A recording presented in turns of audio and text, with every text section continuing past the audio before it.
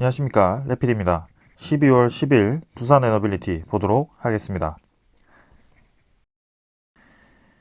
증시 먼저 보겠습니다. 코스피 0.76% 상승했고요. 코스닥은 0.98% 상승했습니다. 자, 오늘은 이제 양 증시 모두 상승을 하였고요. 기관 투자자가 코스피를 4천억 정도 매수를 하면서 끌어올렸습니다. 네, 상승을 했지만 이제 코스피는 2,400선 아래, 코스닥은 700선 조금 위로, 이렇게 거의 주가가 큰 움직임 없이 정체를 좀 하고 있는 모습이고요. 코스피 먼저 확인해 보았을 때는 일봉은 이제 바닥 라인을 조금 이탈해서 겨우겨우 이제 121선을 지키고 있는 모습입니다. 그러나 여전히 횡보하는 구간에 위치를 하고 있다. 그래서 원래 상승하던 그 추세는 조금 이제 꺾여서 진행이 되고 있습니다. 그래서 추후에 다음 주부터 12월 말까지 이제 연말을 마무리할 수 있는 시간이 한 2, 3주밖에 남지 않았습니다. 그래서 그 시간 동안 또 어떤 식으로 움직일지는 더 지켜보아야 될 것 같습니다.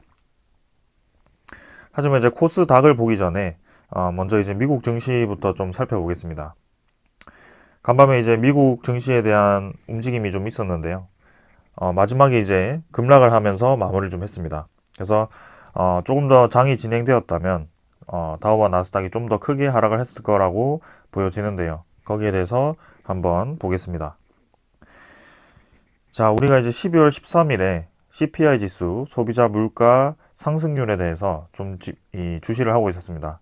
미국이 이제 기준 지표가 되기 때문에 미국의 CPI 지표를 좀 주목을 하고 있었는데, 자, 이제 금요일 어제 PPI 지표가 PPI 지표, 생산자 물가 지표가 이제 발표가 좀 되었습니다. 근데 이 생산자 물가 지표도 이제 인플레이션을 바라보는 그런 기준 중에 하나가 되는데요.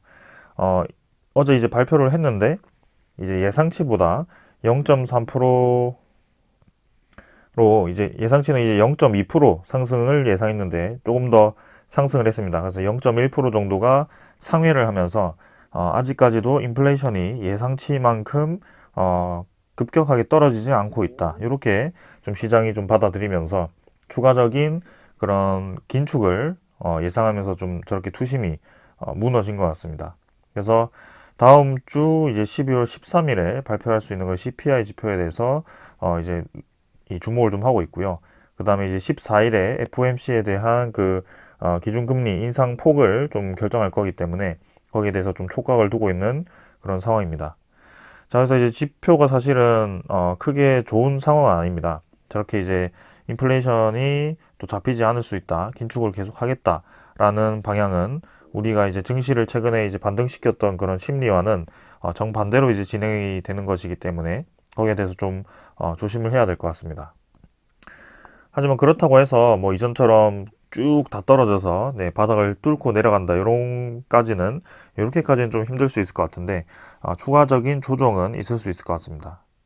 그렇지만 이제 12월 13일에 그런 소비자 물가 지표 상승률 그게 이제 조금 완화가 되어서 우리가 예상하는 예상치에 맞게 나오거나 아니면 좀 이전처럼 조금 더 낮게 나온다면 확실히 이제 증시에는 좋은 방향으로 진행이 될 것 같습니다. 그리고 FOMC도 기준금리 인상 폭을 조금 완화시켜서 진행할 가능성도 있습니다. 그래서 그런 방향을 좀 기다려 보면서 지켜보도록 하겠습니다. 사실상 이제 경제 전문가들도 두 가지 방향으로 좀 나뉘어서 얘기를 많이 합니다. 지금 이제 이 인플레이션 지표라든지 그런 것들이 사실상 이제 기준금리를 급격하게 올리고 나서 몇 달 되지 않아서 발표된 거기 때문에 그런 높은 기준금리가 빠르게 이제 반영이 되지 않아서 아직까지는 그 인플레이션 지표가 많이 떨어지지 않은 것처럼 보이지만 급격하게 이후에는 떨어질 가능성이 크다. 이렇게 분석을 합니다. 그래서 사실상 이제 지금 기준금리를 더 올릴 필요는 없다. 이렇게 좀 분석하는 쪽이 있고 아직까지도 기준금리를 계속 올려서 고점을 향해 가야 된다. 이렇게 분석하는 이 지표 두 가지가 있습니다. 그래서 뭐 사실 무엇이 정답인지는 우리가 알 수는 없습니다. 이때까지 사실상 이제 금리를 올리고 내리는 것은 경험을 해보았지만 이렇게까지 급격하게 금리를 올리거나 그리고 이렇게까지 감염병이 급격하게 유행을 해서 경기가 빠르게 경색이 되었거나 이런 이 경우가 이렇게 연계되어서 나타난 적이 사실 이전에는 없었던 것 같습니다. 그래서 그런 것들을 살펴보았을 때 지금 이 기준금리를 결정하는 FOMC도 상당히 이제 곤욕일 것 같고요. 우리가 거기에 대해서 이 FOMC가 어떤 방향으로 갈 것이다라고 예측을 하기는 상당히 어렵기 때문에 그런 예측을 하기보다는 그 두 가지 상황에 대해서 모두 대응을 할 수 있는 그 상황을 만들어 놓으면 될 것 같습니다. 그래서 일단은 증시는 그런 방향으로 크게 진행이 될 것 같다. 그래서 연말에 이제 어떤 방향으로 갈지는 다음 주 정도에 좀 결정이 될 것 같다. 이렇게만 이해를 해주시면 될 것 같습니다. 코스닥도 이제 1% 정도 상승했지만 사실 뭐 크게 상승하진 않았습니다. 바닥 라인에서 이제 반등을 한 수준이고 700 초반, 700 중반 정도에서 계속 횡보를 하고 있는 모습입니다. 그래서 5일선, 21선, 60일선 이렇게 모여 있는데 여기서 추가적으로 어떤 식으로 움직일지는 다음 주 가봐야지 알 것 같습니다. 수급 자체는 크게 의미가 없는 것 같고요. 넘어가도록 하겠습니다. 자, 그 다음에 이제 환율로 좀 가보겠습니다. 외환은 이제 1304원이고요. 12원 정도 하락해서 마무리를 했지만 그 다음 주에 또 이제 기준금리 인상에 대한 기대치가 또 높아진다면 환율은 또다시 올라갈 수도 있습니다. 네, 그래서 그런 것들을 조금 대비하면서 진행해야 될 것 같고요. 하지만 이전처럼 물가 지표가 막 계속해서 고공행진을 하면서 상단치를 계속 뚫어내는 그 상황과는 완전히 다르긴 합니다. 그래서 조금 이제 기대치보다 덜 떨어지긴 했어도 그래도 떨어지는 방향은 떨어지는 방향으로 가고 있기 때문에 크게 우리가 엄청나게 흔들릴 거라고 생각은 하지 않습니다. 그러나 잠깐 이 증시가 반등을 하는 것을 멈추고 좀 이제 횡보를 하거나 조정을 받을 수 있겠다. 이 정도로 좀 지켜보고 있는 상황입니다. 자, 그 다음에 이제 지수 선물은 뭐 볼 필요는 없을 것 같고요. 금요일이었기 때문에 넘어가도록 하겠습니다. 채권 금리는 올랐죠. 그래서 아무래도 그 FOMC에 대한 그런 기준금리 상향을 또 예상을 하고 이렇게 10년물 국채금리가 올라가기 시작했습니다. 3.586%, 그래서 3.4%대로 떨어졌다가 또 이렇게 하루 만에 가파르게 올라간 모습이고요. 이것도 이제 다음 주까지 한번 보도록 하겠습니다. 그래서 증시는 이 정도로 좀 살펴보고요. 큰 이벤트는 다음 주 12월 13일, 14일 정도에 있다. 이렇게 이해를 하시면 되겠습니다. 자, 종목으로 넘어가겠습니다. 두산에너빌리티 보겠습니다. 50원 상승해서 16,000원으로 마무리했고요. 0.3% 상승해서 마무리했습니다. 자, 오늘은 뭐 크게 변화 없었습니다. 증시 자체는 상승을 좀 했지만 두산에너빌리티는 큰 변화 없이 진행이 되었고요. 상승 하락 반복하면서 큰 거래량 없이 진행이 좀 되었습니다. 시간의 거래도 뭐 거의 없었습니다. 보합 마무리했고요. 큰 의미가 없었습니다. 일별 거래량도 230만 주로 전날 대비해서 절반 정도로 지금 줄었고요. 계속해서 이제 200만 주대의 거래량이 계속 나오고 있습니다. 그만큼 이제 두산에너빌리티에 대한 거래량이 상당히 많이 줄었다라고 볼 수 있는 거고요. 최근에 이제 두산에너빌리티 주식이 이제 6억 이상이기 때문에 6억 구 이상이기 때문에 하루에 200만 주 거래량이라고 한다면 상당히 이제 낮은 축에 속합니다. 6억 주에 1%면 이제 600만 주인데요. 거래가 지금 1%채 회전이 되지 않는다는 소리죠. 그래서 주식 수가 많은 게 문제가 아니고 지금 이제 거래량이 굉장히 부족한 게 이 두산에너빌리티의 주가를 정체시키고 있는 그 이유 중에 하나입니다. 그래서 주식 수가 많다라고 하더라도 이 전체 주식 수의 얼마나 많은 부분이 유동 비율로 차지하는지 그 결국에는 그 유동 비율에 의해서 주가가 결정이 되고 이 유동 비율에 큰 세력이 있다면 그 세력에 의해서 움직이겠죠. 그래서 나머지 뭐 4억 주, 5억 주 이게 있더라도 결국에는 움직이지 않는 주식수라면 크게 무리가 없습니다. 그래서 일단은 그런 식으로 좀 진행이 된다는 점.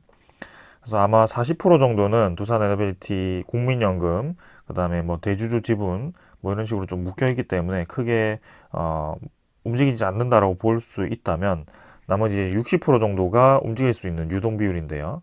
그 유동 비율 중에 지금 거의 뭐 60분의 1도 지금 움직이지 않는다는 소리죠. 그래서 그만큼 두산에너빌리티 이 현재 주가를 움직일 만한 그런 큰 메리트가 없는 가격대다. 그래서 주가를 더 내려서 매수를 하든지 주가를 더 올려서 차익 실현을 하든지 뭐 둘 중에 하나가 좀 움직여야 되는 그런 상황이다라고 이해를 하시면 될 것 같습니다. 그래서 일단 차분하게 계속 진행은 되고 있고요. 그래도 오늘도 양봉으로 마무리를 하면서 61선 기어이 찍고 지금 반등을 좀 하기 시작했습니다. 그래서 그림상으로는 이제 서서히 반등을 하면서 21선과 61선 사이를 횡보하는 그림으로 이렇게 진행될 가능성도 충분히 있고요. 그건 이제 증시에 대한 흐름에 따라서 좀 많이 바뀔 것 같습니다. 그래서 이전에도 제가 증시에 대한 설명을 드리면서 12월 13일 12월 14일이 좀 중요한 이벤트가 있다라고 말씀을 드렸고, 지금 이제 생산자 물가지표 PPI가 12월 9일에 지금 발표가 되었는데, 생각보다 시장의 기대치만큼 떨어지지 못했기 때문에 지금 미국 증시가 좀 하락을 했습니다. 그래서 아무래도 월요일에 코스피 코스닥도 좀 하락을 한다면 두산에너빌리티가 이렇게 쌍바닥을 다지는 형식으로 또 진행이 될 가능성이 크고요. 13일, 14일에 분명히 좋은 소식이 있다면 또 올라갈 수 있기 때문에 일단 한번 지켜보겠습니다. 두산에너빌리티가 분명히 이제 최근에 이 흐름 자체는 코스피에 대한 흐름과 굉장히 유사합니다. 지금은 단독으로 움직이기보다는 증시 전체의 움직임으로 따라가는 분위기고요. 그 이유는 이제 거래량이 크게 없기 때문입니다. 거래량이 없기 때문에 지금 이제 증시의 그냥 기계적인 매수에 의해서 좀 움직이는 느낌이라 크게 지금은 변화가 없다라는 것이고요. 그만큼 이제 거래량이 부족하다면 증시의 흐름에 영향을 많이 받는다라고 보시면 되겠습니다.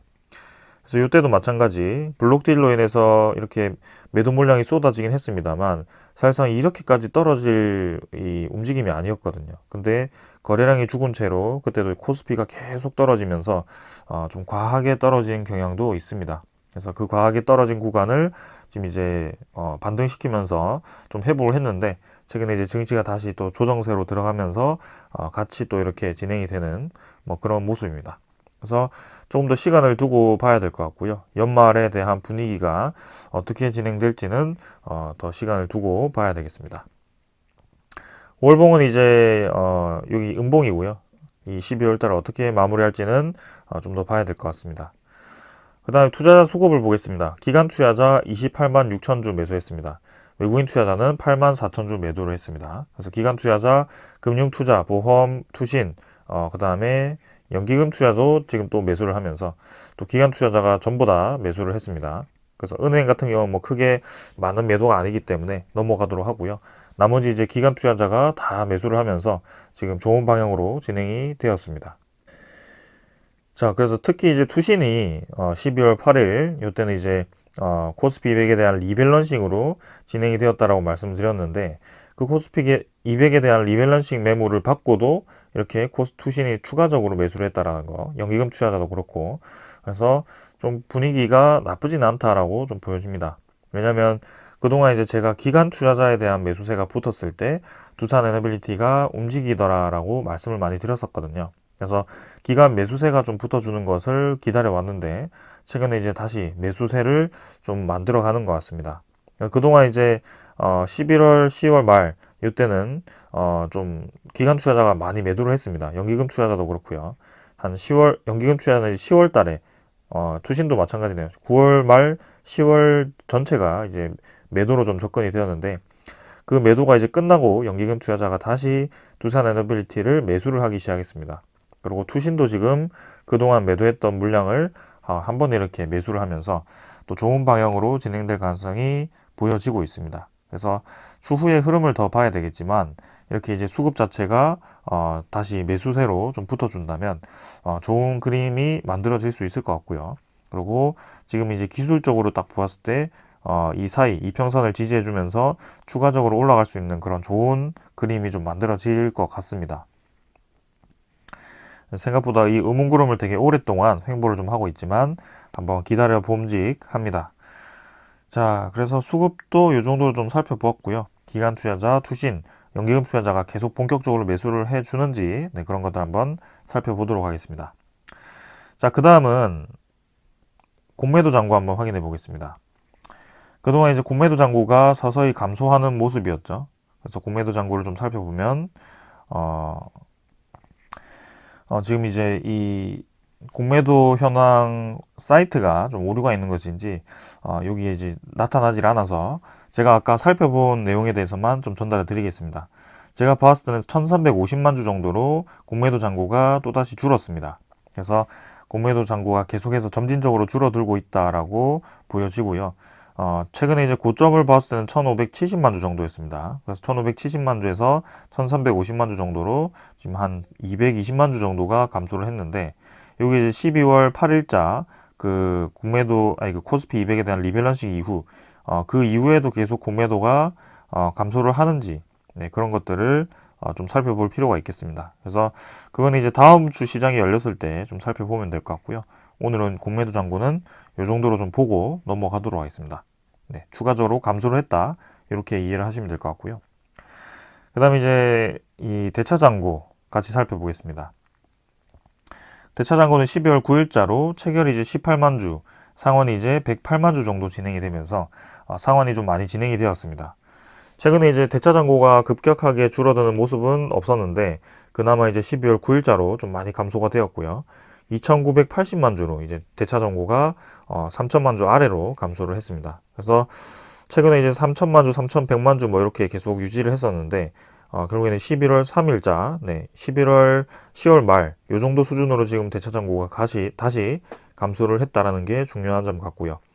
연말에 이제 두산에너빌리티가 이때까지는 대차 잔고가 굉장히 활발하게 움직였었는데, 올해는 조금 조용하게, 네, 서서히 감소를 하는 모습입니다. 자, 그래서 우리가 뭔가 그 공매도 잔고와 대차 잔고가 같이 감소하는 방향에 대해서 지금 지켜보고 있기 때문에 상당히 이제 저는 뭐 나쁘지 않다, 분위기가 괜찮다라고 보여지고요. 뭔가 이제 항상 연말마다 두산에너빌리티가 좀 이상한 그 유상증자 소식이라든지 뭐 그런 것들을 깜짝스럽게, 네, 주주들을 놀래키는 소식들을 좀 전해드렸었는데, 그 소식이 있다면 사실 공매도 잔고와 대차 잔고가 이렇게 계속 감소해 가지는 않을 것 같습니다. 그래서 12월 9일자 이후로 또 어떻게 움직이는지는 봐야 되겠지만, 그런 소식들을 사실 개인 투자자보다는 그런 눈치 빠른 외인 투자자라든지 그런 기관 투자자들이 먼저 냄새를 맡거든요. 그리고 특히 이 두산 에너빌리티의 공매도 잔고 대부분은 그 모관서울, 그 JP모간 쪽에서 들고 있기 때문에 실제로 이제 대량 보유자로 신고가 되어 있습니다. 그래서 그렇기 때문에 아무래도 이 투자자들이 먼저 움직이지 않을까 싶은데요. 지금은 이렇게 매수를 해 가는 모습이네요. 하지만 이제 블록딜 이 매도, 그죠? 블록딜 매각 전에도 사실 이 상승 구간에서 JP모간이 열심히 매집을 했었기 때문에 또 조금 이제 그런 부분에서 본다면 지금 계속 매수량을 높이는 것은 좀 한편으로 이제 불안하기도 합니다. 근데 네, 그런 것들은 뭐 비슷한 매매라고 해서 100% 우리가 그쪽으로 방향을 기울기는 어렵고요. 제가 이제 그렇기 때문에 재무제표에 대해서도 좀 이제 민감하게 바라보았던 겁니다. 그래서 재무제표를 좀 보았을 때는 두산과 그 다음에 두산 에너빌리티 둘 다 지금 이제 현금 확보를 꽤나 해둔 상태입니다. 그래서 두산 에너빌리티는 두산 밥콕, 그 다음에 뭐 두산 메카텍 이런 자회사들을 매각을 하면서 거기에 대한 현금 확보를 좀 해둔 상황이고, 그리고 회사채 발행을 통해서 단기 차입금을 장기 차입금으로 좀 전환을 하는, 네, 그런 모습도 보였습니다. 하지만 이제 12월 8일자로 또다시 이제 1년 내에 다가오는 만기 상환금이 4,200억이기 때문에 거기에 대해서 이제 또 어떻게 상환을 해 갈지는 더 지켜봐야 되겠습니다. 그래도 이제 두산 에너빌리티의 현금 확보가 4천억 이상이기 때문에 충분히 저 정도는 커버할 수 있을 거라고 보고 있고요. 그리고 내년 1년간은 그래도 계속 두산 에너빌리티가 개선되는 방향, 현금 확보를 할 수 있는 방향으로 갈 것이기 때문에, 그리고 회사채 발행을 한 번 더 할 수도 있죠, 내년에는. 그래서 그런 부분에서 본다면 충분히 괜찮을 것 같습니다. 그리고 이제 두산도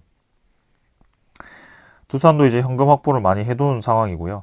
그리고 두산은 내년엔 특히 좋습니다. 로봇 쪽이라든지 두산 에너빌리티 쪽이라든지 퓨얼셀 쪽이라든지 이런 쪽이 다 전망이 좋게 나와가지고 목표가도 이제 최대 18만 원까지 올라갈 정도로 전망을 좋게 매기고 있기 때문에 전체적으로 이 재무제표에 대한 우려는 지금 많이 줄어든 상태입니다. 그래서 우리가 그런 제3자, 주주 배정 유상증자 이런 것 같이 좀 갑작스러운 이벤트를 좀 걱정하고 있지만 그런 이벤트가 나올 가능성이 상당히 낮다. 이렇게 좀 말씀을 드리겠습니다. 그래서 연말을 이제 이 증시 분위기가 좋아져서 좀 산타랠리로 올라가 주기를 바라지만 오히려 이제 걱정스러운 점은 이제 다음 주 CPI 발표가 예상치보다 높게 나온다면 거기에 대해서 이제 증시가 좀 같이 하락을 하면서 우리가 올라왔던 이 구간을 조금 이탈을 할 수도 있겠다. 이렇게 좀 볼 수도 있는 거죠. 그래서 지금은 그 이상은 뭔가 우려스러운 점은 없어 보입니다. 자, 그래서 이 정도로 좀 말씀을 드렸고요. 두산 에너빌리티 대차 정고도 잘 줄어들고 있다. 네. 자, 그 다음에 이제 두산 에너빌리티 소식 전해드리도록 하겠습니다. 자, 먼저 전해드릴 소식은요.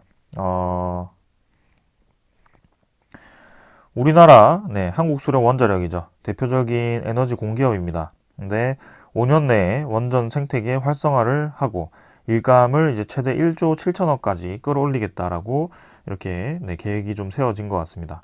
그래서 그 계획에 대해서 전체적으로 한번 말씀을 좀 드리겠습니다.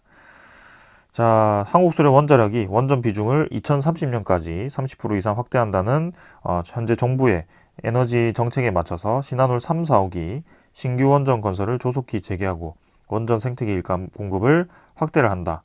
그래서 신한울 3, 4호기에 대한 이 건설은 두산 에너빌리티 입장에서 본다면 상당히 이제 큰 일감을 받을 수 있고요. 내부 원자로뿐만이 아니고 EPC 건설이라든지 그런 것들을 살펴본다면 전체 이제 이 수주할 수 있는 금액이 상당히 크다라는 겁니다.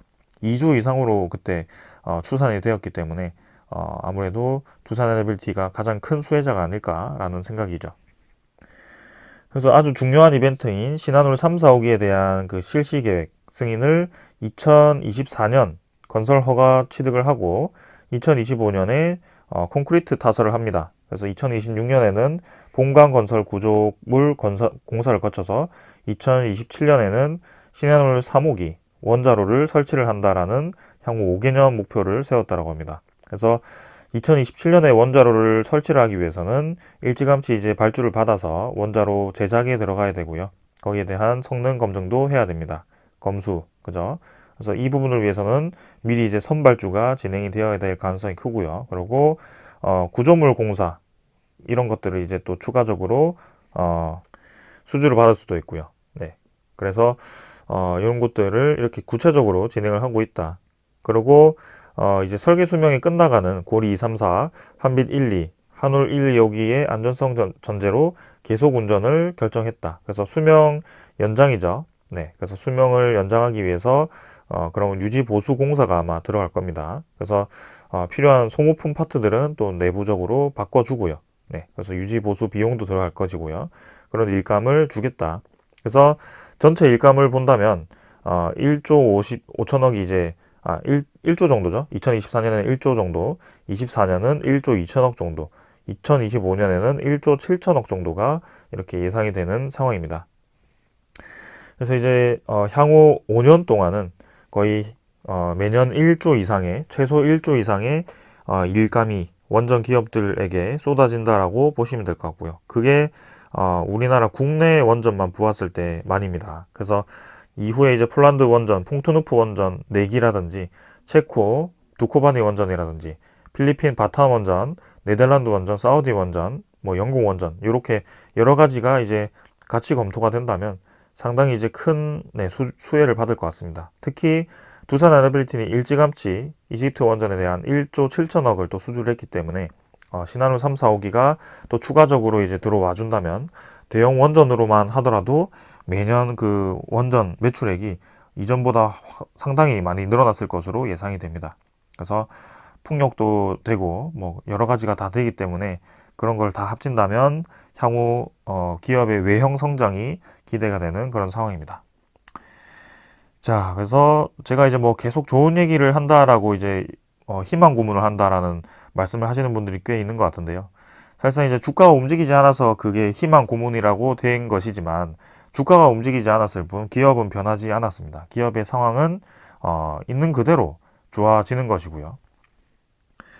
희망 고문이라는 말은 실제로 이제 그렇게 일어나지 않을 가능성이 큰데 그렇게 일어날 것이다라는 희망을 주면서 이제 고문을 그 고문과 같은 그런 이제 고통을 주는 뭐 그런 얘기잖아요. 근데 지금 상황 그게 아닙니다. 주가는 이미 이제 전체적인 시장이 빠져서 빠진 것뿐이고 사실상 이제 그 주가가 이 두산 에너빌리티에 대한 기업 가치를 모두 설명해주지 못하는 상황이 지금은 진행이 되고 있는 겁니다. 근데 그 주가가 이제 유동성이 빠졌기 때문에 아무래도 주식이라는 특성 때문에 그렇게 빠진 것이지 유동성 자금이 다시 들어올 수 있는 그런 시장 상황이 마련이 되거나 혹은 이제 에너지 테마로 다시 수급이 몰려온다면 분명히 올라갈 것입니다. 그게 이제 준비된 기업들이 그 상황이 왔을 때 이제 주가가 올라갈 수 있는데요. 저는 두산 에너빌리티가 지금 준비가 되어 가고 있다라고 계속 말씀을 드리는 겁니다. 그래서 그게 희망 고문은 아니고요. 우리는 앞으로를 위해서 준비를 한다. 네, 준비 과정이라고 좀 보시면 될 것 같습니다. 자, 그래서 네, 계속 영상을 좀 이어서 말씀을 드리겠습니다. 자, 그 다음에 이제 일본 원전도 지금 본격적으로 좀 추진이 되는 것 같아요. 그래서 새로운 원전 건설과 증설 불가 원칙을 이제 철회를 하고 이제 차세대 원전 SMR 개발도 같이 진행을 하겠다라고 명기를 한 것 같습니다. 그래서 이제 미국도 그렇고 이런 일본도 그렇고 영국 롤스로이스인가요? 네, 그쪽도 그렇고 SMR에 대해서 계속 개발을 하고 있습니다. 근데 이제 우리나라는 계속 SMR에 대한 그런 개발 비용을 좀 줄이고 뭐 원전을 늘리는 방향은 세계적인 추세가 아니라고 자꾸 그렇게 국회에서 얘기가 좀 나오고 있더라고요. 근데 조금 아쉽습니다. 지금은 재생에너지가 늘어가는 방향은 맞지만 원전도 같이 늘어가고 있는 방향이거든요. 세계적으로. 왜냐하면 LNG에 대한 그런 비용 자체가 굉장히 유동적이기 때문에 그런 유동적인 이 에너지를 비중을 너무 높였을 때 다가올 수 있는 그런 에너지난이 영향이 너무 컸다라는 거죠. 그래서 독일도 화들짝 놀래가지고 이 수명 연장을 해버리고 그 다음에 유럽 동유럽 국가들도 급격하게 저렇게 이제 폴란드 같은 경우는 정부 6기, 민간 원전 4기 이렇게 총 10개를 그렇게 계획하는 이유가 앞으로 그 에너지 안보를 확실히 하겠다라는 것입니다. 그래서 여러분들이 이제 기사에서 보듯이 전체적으로 지금 시장이 원전 에너지가 이 수요가 늘어나고 있는 추세잖아요. SMR도 그렇고요. 그래서 어떻게 보면 이제 재생에너지와 원전 에너지가 같이 늘어나면서 둘 다 이제 탄소 에너지를 내지 않는 에너지 믹스, 그리고 탄소 에너지 제로의 정책이라고 좀 보시면 될 것 같은데 좀 그렇게 저도 효율적으로 진행을 했으면 좋겠습니다. 그래서 석탄 발전을 좀 더 빠르게 줄이기 위해서는 우리의 그런 에너지를 안전하게 가져가고 네, 그런 효율적인 에너지를 계속 추구를 해야 되기 때문에 이 원전 에너지라는 것은 핵 폐기물 때문에 좀 위험성이 보이긴 하지만 그만큼 안전 장치를 많이 만들어 놨고 특히 우리나라 내부에 있는 원전은 그 수출하는 원전 대비해서 그 비상 디젤 이 냉각수 공급 전원도 2개인가 더 많고요. 그리고 이 건물 외벽도 상당히 두터워가지고 웬만해서 이제 비행기가 충돌해도 네, 그렇게 무너지지 않을 만큼의 아주 강력한 건설 이 집약이 되어 있습니다. 그리고 지진이 발생하더라도 그렇게 자동으로 멈출 수 있는 지진 자동 설비도 다 들어가 있고요. 그런 거 다 두산 에너빌리티가 하거든요. 그리고 우리나라의 지반 중에 가장 이제 화강암이라고 가장 강력한 동부 쪽에 그게 이제 몰려가지고 이 동해안 쪽에 원전이 상당히 많은데 이 아무래도 밀도로만 따지면 굉장히 이제 일반인 입장에서는 상당히 이제 불쾌할 수도 있죠. 네. 근데 그게 이제 다 지반을 고려해서 아주 안전한 곳에 이제 건설을 하려다 보니까 저렇게 집약이 된 것이다. 이렇게 좀 이해를 하셨으면 좋겠습니다. 아무튼 네, 전체적으로 전반적으로 지금 이제 탈원전하는 국가들도 선회를 하기 시작하고 전체적인 이 원전에 대한 시장, 신규 건설 시장이 늘어나고 있다. 그러고 그렇다고 해서 해체 시장이 줄어들고 있느냐? 아닙니다. 이제는 수명 연장 얘기도 나오지만 사실상 이제 영구 정지해 있는 그런 원전들이 많습니다. 그래서 그 원전을 이제 해체를 해야 되고 그 핵 폐기물에 대해서 이제 처리를 해야 되는 시점이 왔습니다. 그래서 거기에 대해서 이제 계속 연구를 해야 되고 그 해체 기술을 이제 시뮬레이션이라든지 그런 로봇 기술을 통해서 진행을 한다라는 것이죠. 그래서 크게는 대형 원전 신규 건설, 그 다음에 수명 연장, 그 다음에 해체 시장, 그 다음에 SMR 소형 모듈 원전 그렇게 이제 4가지로 원전 시장이 진행이 좀 되고 있습니다. 자, 그래서 두산에너빌리티가 아무래도 원자력 평판 브랜드 1위이기 때문에 이 원전에 대한 영향력이 상당히 클 것 같고요. 그리고 그 ETF 상장이 3개인가 되었는데 그 내부에서도 두산에너빌리티에 대한 비중이 상당히 큽니다. 그래서 한번 집중해서 볼 필요도 있을 것 같고요. 자, 그 다음은 이제 원전 얘기는 여기까지 하고 사우디 네옴시티에 대한 얘기를 좀 해보겠습니다. 자, 사우디에 대한 소식이 좀 들려왔습니다. 최근에 이제 중국 쪽에서 직접 시진핑이 이제 사우디를 방문하면서 에너지, IT, 물류 등 이제 투자자 협정을 이제 34건, 그죠? 34건을 이제 통 큰 선물로 이렇게 협정을 했습니다. 그래서 미국 견제 차원에서 이 사우디가 최근에 이제 미국과 이 관계가 굉장히 안 좋았는데 거기에 대해서 이제 중국과 이렇게 손을 잡은 거 아니냐라는 그런 우려도 좀 있었지만 어떻게 보면 이제 미국은 제조 기술이 뛰어난 국가는 아닙니다. 원천 기술이 뛰어나고 그리고 그런 이제 IT 쪽 그쪽 뭐 구글이라든지 반도체 쪽 그쪽이 이제 뛰어나기 때문에 이 네옴시티가 추구하는 그런 건설 그다음에 물류 이런 쪽과는 좀 거리가 먼 그런 국가죠. 그래서 그런 쪽에서 이제 아무래도 한국과 그런 중국 쪽이 필수 불가결합니다. 그래서 이렇게 시진핑이 와서 협정을 많이 맺었는데 그렇다고 해서 미국과 완전히 멀어지는 것이냐? 그건 아닌 것 같습니다. 그래서 우리나라를 방문해서 그렇게 MOU 체결을 한 것처럼 중국의 이제 값싼 건설 그 쪽을 이제 빌리기 위해서 그렇게 또 이렇게 협정을 맺은 게 아닌가라는 생각입니다. 그래서 중국과 사우디 쪽 협정을 통해서 38조 정도로 이렇게 체결을 했는데 와 그러면 이제 우리나라의 네옴시티 목이 다 중국으로 가는 거 아니냐 이런 우려도 있죠.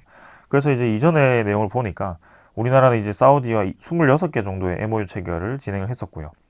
빠르면 이제 12월부터 수주로 이제 이어진다라는 얘기가 나왔었습니다. 그래서 구체적으로 좀 이 입찰이 진행이 되고 있는 건들이 많았기 때문에 이 중국이 MOU 체결을 한다라고 해서 그 입찰 진행하던 게 모두 중국으로 간다라고 보기에는 좀 어렵습니다.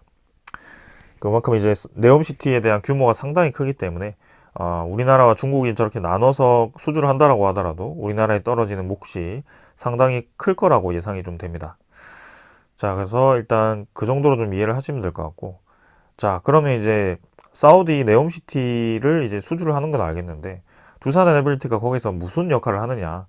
지금 보니까 이제 원전은 이 네옴시티와는 좀 거리가 먼 것 같고 네옴시티 자체가 이제 수소 스마트시티 신재생 에너지로 이제 충당하는 얘기인데 그럼 이제 두산에너빌리티가 해상풍력과 풍력도 하고 수소도 하니까 수주할 가능성도 있지 않겠나 이런 생각이 좀 들지만 사실상 이제 태양광에 대표하는 기업은 하나솔루션, 풍력을 대표하는 기업은 두산에너빌리티보다는 이제 외산 그런 뭐 오스테드라든지 아니면은 시멘스 가메사와 이제 합작한 그 CS 윈드 이런 쪽이 이제 또 유리하거든요. 그래서 두산에너빌리티는 이제 전체 다른 우리 국산 제품으로 이제 진행을 하긴 하지만 대형 이 쪽은 아무래도 외산에 대비해서 좀 경쟁력이 떨어지는 것은 사실입니다. 자, 그럼 이제 두산이 그럼 사우디에서 잘 할 수 있는 게 뭐냐라고 보니까 이전에 이제 수주권들을 볼 수밖에 없죠. 그래서 여러분들이 잘 아시다시피 해수 담수화 플랜트라든지 아니면 주단조 공장 그걸 이제 두산 쪽에서 거의 쓸었죠. 최근에 이제 사우디 쪽에 그 플랜트를 다 쓸어 왔습니다. 그래서 하나 규모가 이제 시작하면 그냥 8,400억, 7,600억, 뭐 주단조 공장은 1조 이상 이렇게 돼가지고 최근에 수주한 것만 하더라도 총 2조 3천억인가요? 그 이상입니다. 그래서 두산에너빌리티가 저 스마트 시티 이외에도 이미 사우디 내에 그 플랜트 입지가 상당히 좋은데요. 근데 지금 이제 이 수주권은 여러분들에게 많이 보여줘서 뭐 크게 이제 와닿진 않겠지만 그 내용을 보기 전에 자, 이 내용이 있었습니다. 이건 이제 11월 말에 얘기가 나왔었는데요. 자, 사우디 네옴시티 식수를 이제 한국에 맡기나 수처리 기업 연쇄 회동을 했다. 이렇게 얘기가 나왔습니다. 그래서 네옴시티의 여의도 44배죠 이게. 그래서 아무래도 수백만 명의 인원이 2030년까지 들어올 예정이기 때문에 그 인원에 대한 식수를 해결해야 됩니다. 근데 그렇다고 해서 바닷물을 마실 수도 없고 주변에 이제 호수도 없는 상황이기 때문에 그 해수 담수화 플랜트라는 것이 필수적입니다. 그래서 그런 면에서 보았을 때 이제 두산 에너빌리티의 수혜가 예상이 된다라고 여러분들께 이전에도 좀 여러 번 말씀을 드렸었는데요. 근데 지금 내용을 좀 더 자세히 보니 사우디는 대형 하천이 없어서 상수도 공급의 상당 비중을 해수 담수화가 맡고 있다. 앞서 사우디 정부는 네옴의 상수도 공급 역시 해수 담수화를 통해 해결을 한다라고 밝힌 바가 있다.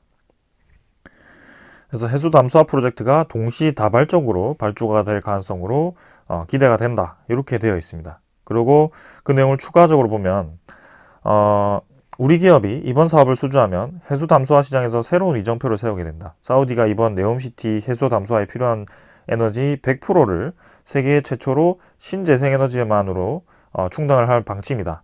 요게 핵심입니다.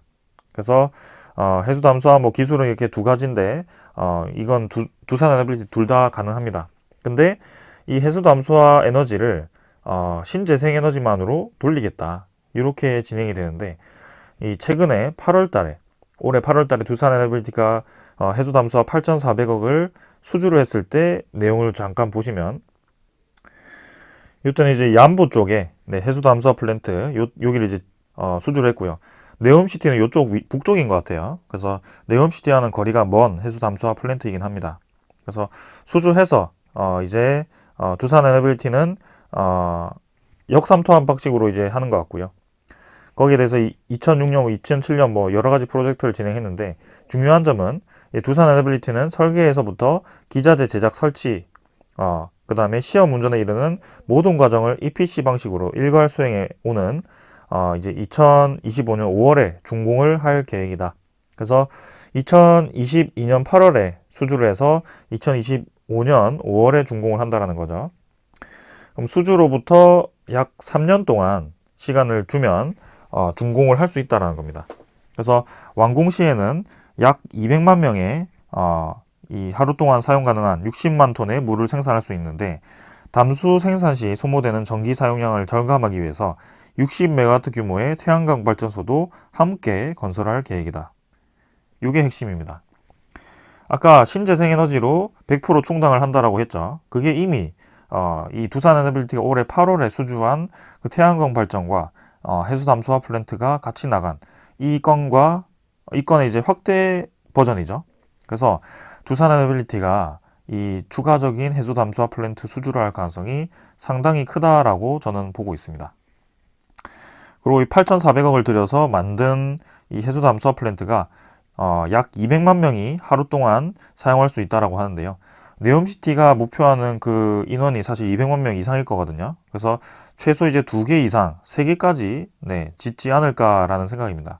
뭐 용수에 대해서 이제 여유분을 얼마나 둘지는 그 사우디 정부라든지 뭐 그쪽에서 이제 하겠지만 이 해수 담수화 플랜트 네옴시티의 전체 인원을 감당하기 위해서는 2-3개는 필요하지 않을까 싶고요. 그리고 60메가와트 규모 태양광 발전소 이 해수 담수화를 전체 돌리기 위해서 필요한 이 용량이 어느 정도 되는지 저도 정확하게는 모르겠습니다. 근데 이미 60메가와트 규모 이렇게 소규모로 이제 태양광 발전소도 같이 공급을 해왔기 때문에 아무래도 따로따로 이제 태양광 따로 해수 담수화 따로 하는 것보다는 이렇게 EPC 설계까지 일단 설계를 하고 그 전선 배선이라든지 그런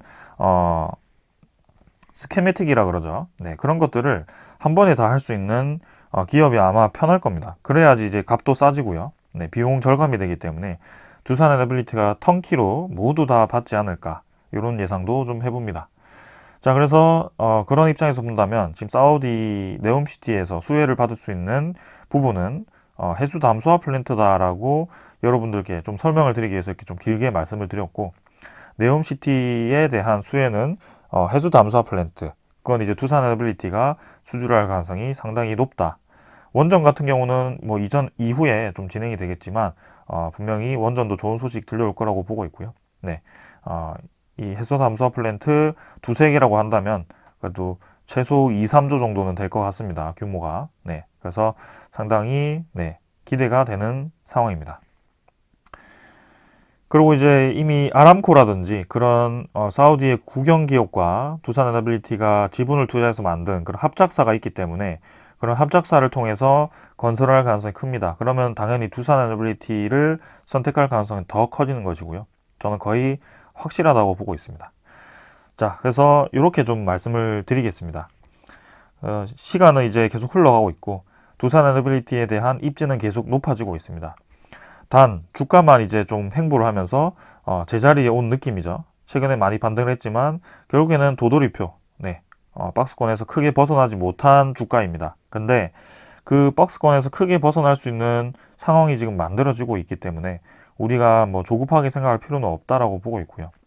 이런 뭐 금리 인상, 뭐 CPI 지표, PPI 지표 이런 것들이 뭐 설령 좋지 않게 나오더라도 그 지표가 계속 좋지 않게 나올 가능성은 없습니다.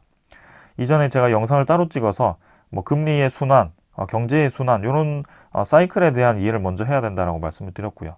시장 자체가 계속 좋지 않은 방향으로 갈 수가 없습니다.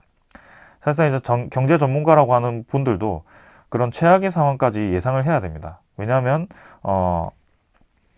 지금 상황이 그렇게 돌아가기 때문이죠. 근데 제가 강조드리는 것은 그 최악의 상황으로 가지 않기 위해서 정부라든지 각 그 은행이라든지 그런 것들이 이제 노력을 하는 그 비중이 이제 들어가게 되었을 경우에는 분명히 이제 경제는 사이클로 돌 수밖에 없습니다.